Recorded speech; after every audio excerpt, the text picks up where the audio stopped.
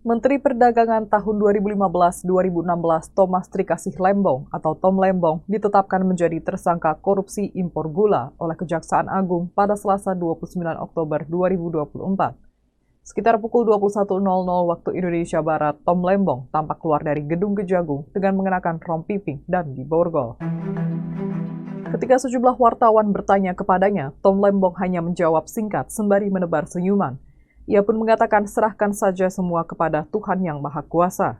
Setelah itu, mantan co-kapten tim pemenangan Anies Baswedan dan Muhaimin Iskandar alias Caimin atau Timnas Amin di Pilpres 2024 itu langsung memasuki mobil berwarna hitam yang telah menunggunya.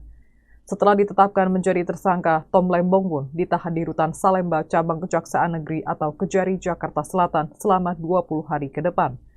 Sebelumnya, Direktur Penyidikan Jampitsus Kejagung, Abdul Kohar, menuturkan duduk perkara penerapan tersangka Tom Lembong berawal ketika pada tahun 2015 Indonesia dinyatakan surplus gula sehingga tidak perlu dilakukan impor.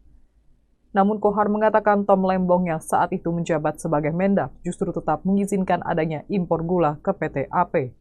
Kohar mengungkapkan izin impor gula yang diterbitkan oleh Tom Lembong justru diberikan kepada PT AP yang notabene adalah bukan perusahaan milik BUMN.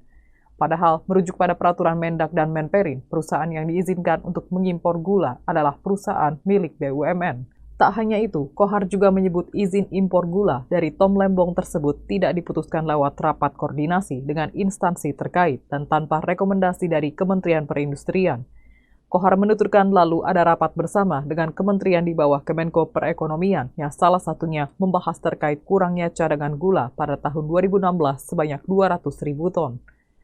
Lalu pada November 2016, Tom Lembong memerintahkan Direktur Pengembangan Bisnis PT PPI berinisial TS memerintahkan setiap manajer untuk melakukan pertemuan dengan 8 perusahaan swasta yang bergerak di bidang produksi gula. Selain melanggar soal regulasi perizinan, Kohar juga menyebut perusahaan yang diizinkan Tom Lembong untuk mengimpor gula bukan merupakan produsen gula kristal putih, melainkan produsen gula rafinasi.